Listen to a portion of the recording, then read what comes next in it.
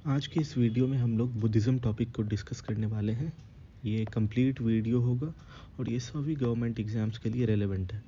इसके जो hand written notes हैं वो नीचे आपको डिस्क्रिप्शन बॉक्स में मिल जाएंगे, तो वहाँ से आप डाउनलोड कर सकते हैं। अगर इस वीडियो को ही आप अच्छे से देख ले तो शायद डाउनलोड करने की ज़रूरत ही ना पड़े।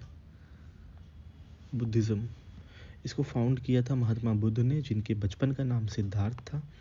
इनका जन्म लुम्बिनी नामक जगह पे हुआ, जो कि नेपाल में स्थित है। और कपिलावस्तु उस टाइम का ऐतिहासिक शहर था जहाँ पे इनका जन्म हुआ था। 563 बीसी में इनका जन्म होता है। बचपन में ही ज्योतिषी ने इनके बारे में बता दिया था कि ये बहुत ज़्यादा ज्ञानी होंगे और ज्ञान की तलाश में घर को क्या मतलब जो भी राजपाट है उसे छोड़कर चले जाएंगे। अब कोई भी राजा नहीं चाहता है कि उनका जो भी उत्तराधिकारी है वो राजपाट छोड़कर किसी ज्ञान की तलाश में इधर उधर चले जाए, क्योंकि ऑब्वियस सी बात है, राजा है तो इनके खुद के दरबार में ही जो उस टाइम के सबसे ज़्यादा ज्ञानी लोग होंगे वो मौजूद रहते थे। तो वो नहीं चाहते थे कि इनका जो पुत्र है जिनका नाम सिद्धार्थ था ये ज्ञान की तलाश में इधर उधर जाए, जिनकी वजह से इनका जो विवाह है वो बहुत ही कम उम्र 16 साल में ही इनका विवाह उस टाइम की सबसे सुंदर प्रिंसेस जिनका नाम यशोधरा है उनसे करवा दिया जाता है कि ये परिवारवाद में लगे रहे, परिवार की तरफ ज़्यादा ध्यान दे और इन सब चीज़ों से मुक्त रहे। और बचपन से इन्हें काफ़ी क्लोज्ड इन्वायरमेंट में रखा गया था, मतलब जो भी इन्हें चाहिए वो तुरंत उपलब्ध करा दिया जाता था, ताकि मतलब और आसपास का भी इन्वायरमेंट ऐसा था कि कुछ भी ऐसा ना हो जिसकी वजह से ये सोच में डूबे या सोचने पे मजबूर हो। तो आसपास का भी इन्वायरमेंट काफ़ी मतलब अच्छा रखा गया, फेवरेबल रखा गया, और जो भी चीज़ इन्हें चाहिए वो तुरंत उपलब्ध करा दी जाती थी। एक दिन ये बाहर जाते हैं और उन्होंने एक गरीब व्यक्ति को देखा। तो पूछा इन्होंने कि ये क्या है, इतनी तकलीफ़ में क्यों लग रहा है। तो इन्हें बताया गया कि ये गरीब व्यक्ति है, इसके पास संसाधनों की कमी है, जिसकी वजह से मतलब इस तरह से ये रह रहा है और ये ऐसे ही रहेगा। इससे पहले इन्होंने कभी भी किसी गरीब व्यक्ति को नहीं देखा था, तो इन्हें थोड़ा बहुत अंदाज़ा लग गया कि इन्हें काफ़ी ज़्यादा बंद वातावरण में रखा गया है, दुनिया की सच्चाइयों से अभी तक ये रूबरू नहीं हो पाए हैं। थोड़ा आगे गए तो इन्होंने एक व्यक्ति को देखा जो काफ़ी कमज़ोर था, झुलसा हुआ व्यक्ति था। तो उन्होंने पूछा अब इसे क्या हुआ है, तो इन्हें बताया गया ये बूढ़ा व्यक्ति है। हर किसी को बूढ़ा होना है, फिर चाहे वो राजा हो या गरीब हो, कोई भी व्यक्ति हो, हर किसी को एक टाइम के बाद बूढ़ा होना है। तो अब थोड़ा और टेंशन इनका बढ़ गया। फिर आगे जाके इन्होंने देखा कि एक बीमार आदमी वहाँ पे है। तो इन्हें बताया गया कि इसे कोई ना कोई बीमारी हो गई है, और बीमारी किसी को भी हो सकती है, कभी भी हो सकती है। ऐसा नहीं है कि वो बुढ़ापे में जाके होगी या किसी एक सर्टेन एज में होगी, बीमारी किसी भी टाइम किसी को भी हो सकती है। अब तो काफ़ी ज़्यादा सोच में पड़ गए गौतम बुद्ध। इतना चीज़ इनके दिमाग में चल ही रहा था कि आगे जाके इन्होंने एक मरे हुए व्यक्ति को देख लिया, जिसे कि शमशान ले जाया जा रहा था। इन्होंने पूछा कि इसके साथ क्या हुआ, इसे क्यों इस तरह से मतलब 4 लोग टांग कर ले जा रहे हैं। तो इन्हें बताया गया कि अब ये इस पृथ्वी को छोड़ के जा चुका है, जो भी काम जो भी चीज़ें इस आदमी ने की वो सारी धरी की धरी रह गई पृथ्वी पे, और अब ये पूरी तरह से पृथ्वी से जा चुका है। आज के बाद ये कभी पृथ्वी पे नज़र नहीं आएगा। तब जाके गौतम बुद्ध बहुत एक्सट्रीम सोच में पड़ गए। घर जाके उन्होंने अपनी वाइफ से ये सारी चीज़ें डिस्कस की। हालांकि इनकी वाइफ को पहले से ट्रेनिंग दी गई थी कि ये घर को छोड़ेंगे ज्ञान की प्राप्ति में, तो उन्होंने काफ़ी उन्हें कन्विंस करने की कोशिश की, तो लेकिन ये नहीं माने। घर को त्याग करने की बात चल ही रही थी, सोच ही रहे थे कि उसी टाइम इनको एक लड़का हुआ, बेटा हुआ, जिनका कि नाम राहुल था। बहुत रोकने पर भी ये नहीं रुके और 29 ईयर्स ऑफ एज में इन्होंने घर को छोड़ दिया। अब घर को छोड़ दिया, क्यों छोड़ दिया? ज्ञान प्राप्ति के लिए। तो सबसे पहले ज़रूरी था ज्ञान प्राप्त करना, उसके बाद ये कुछ और कर सकते थे ज्ञान प्राप्ति के लिए। तो इन्होंने अलार कलाम से सांख्य दर्शन का ज्ञान लिया और रुद्रक्राम से योग दर्शन का ज्ञान लिया, और यहाँ से ये जो इनका जर्नी है एनलाइटमेंट का वो शुरू होता है। छोटा सा इन्फॉर्मेशन इनके लिए कि इनके फादर का नाम सुद्धोधन था, इनके मदर का नाम महामाया था। इनके जन्म के एक सप्ताह बाद ही इनके मदर का डेथ हो जाता है। तो बाकी आगे का जो भी इनका लाइफ था, तो इनकी मौसी ने इन्हें पाला, जिनका नाम प्रजापति गौतमी था। इनके ही नाम पे आगे चल के इनका नाम गौतम बुद्ध पड़ता है। और इनकी जो वाइफ थी उनका नाम यशोधरा था। तो यहाँ से गौतम बुद्ध सारनाथ चले आते हैं। सारनाथ यहाँ कहीं स्थित है, वाराणसी से 10 किलोमीटर नॉर्थ ईस्ट। यहाँ के मृगदाब वन में वो कठोर तपस्या में लग जाते हैं। कई वर्षों की कठोर तपस्या के बाद जब उन्हें ज्ञान की प्राप्ति नहीं होती है, तब उनकी मुलाकात एक महिला से होती है जो उन्हें बोलती है कि वीणा को इतना ज़ोर से भी ना बजाया जाए कि उनके तार ही टूट जाए, या इतना धीरे भी ना बजाया जाए कि उससे ध्वनि ही उत्पन्न न हो। गौतम बुद्ध समझ जाते हैं कि इनका मैसेज क्या है, अर्थात ये कि सिर्फ घने जंगलों में चले जाने से, ऊंचे पहाड़ों पे चले जाने से, काफ़ी लंबे समय तक व्रत रख के कठोर तपस्या करने से ज्ञान की प्राप्ति नहीं होगी। इसका एक अलग ही मार्ग है। तो वो वहाँ पे जो बाकी सारे दोस्त थे उनको छोड़ के ये बोध गया चले आते हैं। और इन्हें बोध गया में 6 साल की कठोर तपस्या के बाद पूर्णिमा के दिन, जिसे आज की डेट में हम लोग बुद्ध पूर्णिमा भी कहते हैं, उस दिन इन्हें ज्ञान की प्राप्ति, एनलाइटमेंट मिल जाता है। वो कौन सा महीना था? तो वो बैसाख का महीना था। वैसाख का महीना आपको 21 अप्रैल से स्टार्ट होता है। तो वैसाख का महीना था, फल्गु नदी के किनारे इन्हें ज्ञान की प्राप्ति मिल जाती है। तो यहाँ आप देख सकते हैं, ये फल्गु नदी है, पूर्णिमा का दिन है, फुल मून जिसे हम लोग कहते हैं। पीपल के ट्री के नीचे, ये पीपल का ट्री है, और 6 इयर्स ऑफ तपस्या के बाद इन्हें ज्ञान की प्राप्ति हो जाती है। तो जब इन्हें ज्ञान की प्राप्ति होती है तो इन्हें याद आता है कि इनके जो भी मित्र हैं वो अभी भी सारनाथ में ही ज्ञान की खोज में लगे हुए हैं। तो ज्ञान की प्राप्ति के बाद ये पहला उपदेश अपना सारनाथ में ही देते हैं, और सबसे ज़्यादा उपदेश इस श्रावस्ती में देते हैं, जो कि उस टाइम एक कौशल राज्य हुआ करता था। उसी में श्रावस्ती एक जगह थी, वहाँ पे ये अपना सबसे ज़्यादा उपदेश देते हैं। श्रावस्ती आपको यहाँ कहीं के आसपास, इधर कौशल राज्य ये हो गया, तो ये आपको श्रावस्ती है। तो यहीं पे इन्होंने सबसे ज़्यादा ज्ञान दिया, और सबसे पहला ज्ञान इन्होंने सारनाथ में दिया। उन्होंने कहा कि सब दुखों से भरे हुए हैं, ऐसा कोई इंसान नहीं है जिसके पास कोई दुख ना हो। सभी दुखों का कुछ ना कुछ कारण है, ऑब्वियस सी बात है। सबसे बड़ा कारण इच्छा है, और अगर इच्छा पर ही नियंत्रण पा लिया जाए तो हम दुखों पर नियंत्रण पा सकते हैं। तो इसके लिए इन्होंने अष्टांगिक मार्ग दिया कि किस तरह से हम लोग अपनी इच्छाओं पर नियंत्रण पा सकते हैं। ये यहाँ पे आप देख सकते हैं। हालांकि एग्ज़ाम पॉइंट ऑफ व्यू से ये उतना इम्पोर्टेंट नहीं है, अगर आप फिर भी देखना चाहें तो यहाँ पे देख सकते हैं।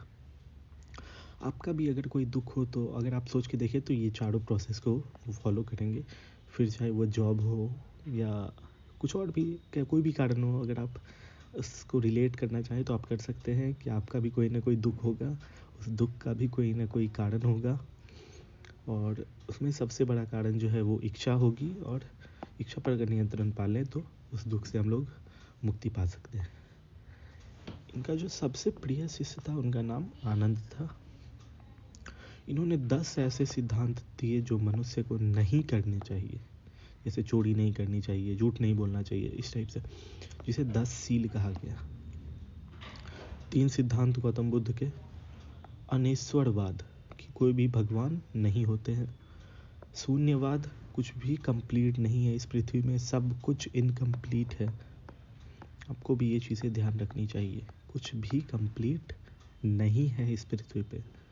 क्षणिक बात, कुछ भी परमानेंट नहीं है, सब कुछ टेम्पररी है। तो आज आप जिसे परमानेंट समझ रहे हैं वो भी परमानेंट नहीं है, वो भी टेम्पररी है। अब पता नहीं आप किस चीज़ को परमानेंट समझ रहे हैं, ये आपको अच्छे से पता है। अच्छा, त्रिरत्न कौन कौन से बुद्धिज़्म के? तो बुद्ध, संघ और धम्म। पाली भाषा में इन्होंने अपना उपदेश दिया था, क्योंकि उस टाइम पाली भाषा काफ़ी ज़्यादा कॉमन थी, बहुत सारे लोगों में बोली जाती थी। तो इन्होंने ऐसे लैंग्वेज को ही चुना जिससे कि मासेस को, मतलब कि ज़्यादा से ज़्यादा लोगों को उसमें उपदेश दे दिया जा सके, ज़्यादा से ज़्यादा लोग को समझ आ सके। तो मासेस का जो लैंग्वेज था उसे ही इन्होंने अपना लैंग्वेज चुना। तो पाली भाषा में इन्होंने अपना उपदेश दिया। पहली महिला जिन्हें इन्होंने अपना उपदेश दिया वो इनकी खुद मौसी ही थी, और दूसरी महिला थी अम्रपाली। अम्रपाली नर्तकी, डांसर थी प्रोफेशन से। बुद्ध धर्म की जो प्रमुख 3 पुस्तकें हैं उसे हम लोग त्रिपिटक कहते हैं। सुत्त पिटक, विनय पिटक और अभिधम्म पिटक। सुत्त पिटक बेसिकली एनसाइक्लोपीडिया है बौद्ध धर्म का। अगर आपको कोई भी ऐसा टर्म है बुद्ध धर्म में जो समझ में ना आ रहा हो तो आप सुत्त पिटक को फॉलो कर सकते हैं। एक तरह से आप कह सकते हैं डिक्शनरी है। कोई भी ऐसा टर्म रिलेटेड टू बुद्ध धर्म अगर है जो इसमें आपको कन्फ्यूज़न है यार, समझ में नहीं आ रहा है, तो सुत्त पिटक को आप फॉलो कर सकते हैं। विनय पिटक में बुद्ध धर्म में किस तरह से हम एंट्री कर सकते हैं उसकी चर्चा की गई है, और बुद्ध धर्म में जो भी नियम और कानून है उसे अभिधम्म पिटक में दर्शाया गया है। काफ़ी सारे जगहों पे इन्होंने जो अपना उपदेश है वो दिया। जब ये उपदेश देने पावापुरी पहुँचे तो वो जैनिज़्म का प्रमुख सेंटर हुआ करता था। तो वहाँ पे चंद्र नाम के एक व्यक्ति ने इन्हें पॉइजनस मशरूम खिला दिया, क्योंकि बेसिकली वो एपी सेंटर था जैनिज़्म का।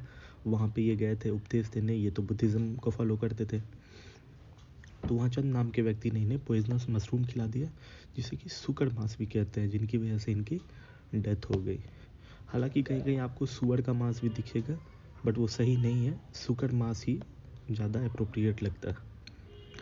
तो इन्हें महापरिनिर्वाणा, डेथ को बुद्धिज़्म में जब किसी महान व्यक्ति की डेथ होती है, जो महापरिनिर्वाणा अटेन हुआ वो हुआ कुशीनगर में 487 BC में। मल्ल महाजनपद का एक जगह था कुशीनगर।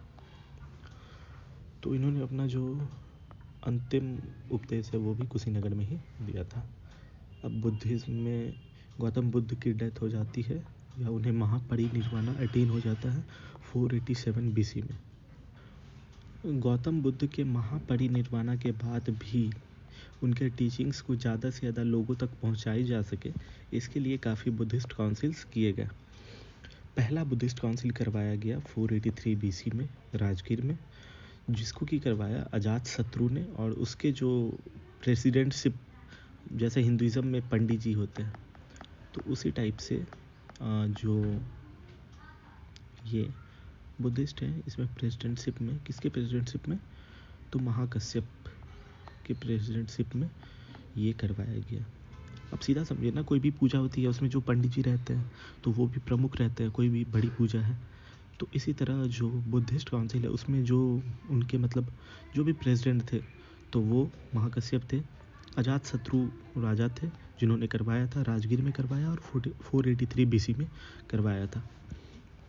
दूसरा बुद्धिस्ट काउंसिल 383 BC में वैशाली राज्य में हुआ, कालाशोक राजा थे और उनके जो प्रेसिडेंटशिप थे वो सबकमीर ने किया था। थर्ड बुद्धिस्ट काउंसिल 255 BC में हुआ, पाटलिपुत्रा में, अशोक ने करवाया और मोगलीपुट्टिस के प्रेसिडेंटशिप में। Fourth Buddhist council 1st AD में होता है कश्मीर में, जिसे कनिष्क ने करवाया था। कनिष्क को सेकंड अशोका भी कहा जाता है, और इसमें 2 लोग थे, एक उपाध्यक्ष और एक अध्यक्ष। तो अध्यक्ष थे वासुमित्र और उपाध्यक्ष थे अश्वघोष। बाकी सब में आप देख सकते हैं कि सिर्फ एक ही लोग थे, जैसे महाकश्यप, सबकमीर, मोगलीपुत्तिस, और यहाँ पे 2 लोग थे, वासुमित्र और अश्वघोष। इसी बुद्धिस्ट काउंसिल में जो बुद्धिज़्म है वो 2 भागों में बट जाता है, हीनयान और महायान। हीनयान का कहना है कि जैसा स्टार्टिंग से बुद्धिज़्म में रूल्स और रेगुलेशंस चलता आया है वही रहेगा, उसमें कोई भी चेंजेस नहीं की जाएगी। महायान ने बुद्धिज़्म में थोड़ा बहुत चेंज किया हुआ है, जैसे ही मॉडर्न टाइम्स के साथ साथ जो भी चीज़ें इन्हें लगी कि चेंजेस करनी चाहिए ताकि लोगों को एडजस्ट करने में ज़्यादा प्रॉब्लम ना हो और religion with the modern times चलती रहे, तो इसके लिए इन्होंने थोड़ी बहुत चेंजेस की। तो महायान में थोड़ा बहुत चेंजेस है और हीनयान में बिल्कुल भी कोई चेंज नहीं है। कनिष्क जो राजा थे उन्होंने भी महायान बुद्धिज़्म को फॉलो किया था, एक्सेप्ट किया था। बाद में जाके ये तीसरे ब्रांच में भी टूट जाता है, एक तो हीनयान हो गया, एक महायान हो गया, और तीसरा ब्रांच ब्रजयान। तो ये तो और भी ज़्यादा लिबरल है। महायान से भी, महायान में तो थोड़ा बहुत चेंजेस हुए थे, वज्रयान में थोड़ा और ज़्यादा चेंजेस किए गए हैं। ये कुछ स्तूपा हैं जो कि बुद्धिज़्म से रिलेटेड है, तो इसे आप देख सकते हैं। सारनाथ स्तूप, बाग केव्स, अजंता केव्स और कन्हेरी केव्स, ये सभी जो हैं वो गुप्ता के टाइम पे बनाए गए थे। जो स्टैंडिंग स्टैचू है बुद्धा का, वो कनिष्क के टाइम पे बना था, कुषाण काल में। धार्मिक जुलूस जो निकलता है आजकल, वो भी स्टार्ट किया गया था बुद्धिज़्म के द्वारा कनिष्क के टाइम पे। पहला स्टैचू बुद्धा का मथुरा स्टाइल में बनाया गया है और सबसे ज़्यादा स्टैचू बुद्धा का गंधारा स्टाइल में बना गया है। इन दोनों में क्या अंतर है, ये जब हम लोग आर्ट एंड कल्चर पढ़ेंगे तो उसमें देखेंगे कि मथुरा स्टाइल और गंधारा स्टाइल में क्या डिफरेंस है। सबसे पहले मानव की मूर्ति की पूजा कौन से धर्म में शुरू की गई, तो बुद्धिज़्म में शुरू की गई। 80 फीट ऊंची गौतम बुद्ध की प्रतिमा बोध गया में है और इन्हें जापानीज़ ने बनवाया था। स्लीपिंग पोस्चर स्टैचू इनका जो है वो बोध गया में है, यहाँ पे आप देख सकते हैं। बुद्ध चरित, जिसे बुद्धिज़्म का रामायण भी कहा जाता है, बुद्धिज़्म का, जैसे हिंदुइज़्म में रामायण काफ़ी होली पुस्तक कह सकते हैं, उसी तरह बुद्ध चरित आपको बुद्धिज़्म में है, जिसे लिखा था अश्वघोष ने। महाविभाष्य सूत्र, ये डिक्शनरी है बुद्धिज़्म का। बुद्धिज़्म और जैनिज़्म में काफ़ी चीज़ें कॉमन भी है, जैसे दोनों कहते हैं कि भगवान नहीं होते हैं, मूर्ति पूजन नहीं करनी चाहिए, रीबर्थ होता है, इसे रोकने के लिए मोक्ष की प्राप्ति जरूरी है, और दोनों ही रिलीजन हिंदुइज्म से ही टूटे हैं। दोनों में कुछ डिफरेंसेस भी हैं। ज्ञान की प्राप्ति को कैवल्य कहा जाता है जैनिज़्म में और मोक्ष कहा जाता है बुद्ध में। जैनिज़्म ने जो लैंग्वेज यूज़ किया था अपने मैसेजेस को प्रोपगेट करने के लिए, वो प्राकृत था। बुद्ध ने जो किया था वो पाली था। और वुमेन में रेस्ट्रिक्शंस जो है ये जैनिज़्म में थोड़ा ज़्यादा है with respect to Buddhism. Buddhism में हालांकि ना के ही बराबर है, जैनिज़्म में थोड़ा ज़्यादा रेस्ट्रिक्शंस है।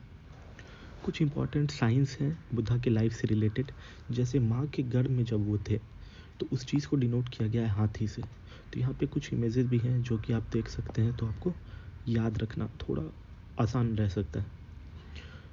माँ के जब गर्भ में थे उसको दिखाया गया है हाथी से, जन्म को दिखाया गया है कमल से, देन जवानी जो इनकी थी युवा अवस्था उसे सांड से दिखाया गया है, फिर इन्होंने घर का जो त्याग किया उसे घोड़े से दिखाया गया है, और ज्ञान की प्राप्ति को बोधि वृक्ष से, उपदेश जो इन्होंने दिए उपदेश को दिखाया गया है चक्र से, समृद्धि को दिखाया गया है शेर लायन से, और जो इनकी मृत्यु थी उसे वहाँ परिनिर्वाणा था उसे स्तूप से दिखाया गया है। तो यहाँ पे बुद्धिज़्म हमारा ख़त्म हो जाता है। इसके बाद हम लोग जैनिज़्म के टॉपिक को स्टार्ट करेंगे, उसके बाद हम लोग मैप्स के टॉपिक को स्टार्ट करेंगे, और अगर कोई ऐसा टॉपिक है जिस पे आप चाहते हो कि वीडियो हमें बनाना चाहिए तो उसे भी आप नीचे कमेंट सेक्शन में लिख सकते हो। और एक क्वेश्चन मैं आपसे पूछ के जाना चाहूँगा, एक सेकेंड, ओके। बुद्ध चरित जो है अभी ऊपर मैंने आपको बताया था, बुद्ध चरित जिसे कि बुद्धिज़्म का रामायण भी कहा जाता है, इसके राइटर कौन थे, नीचे आपको कमेंट सेक्शन में लिखना है। अगर इसका आंसर आप नहीं दे पाते हो तो नीचे डिस्क्रिप्शन बॉक्स में लिंक है, वहाँ से जाके आप PDF डाउनलोड करो और आपको रिवीजन करने की ज़रूरत है, आप रिवाइज कर सकते हो।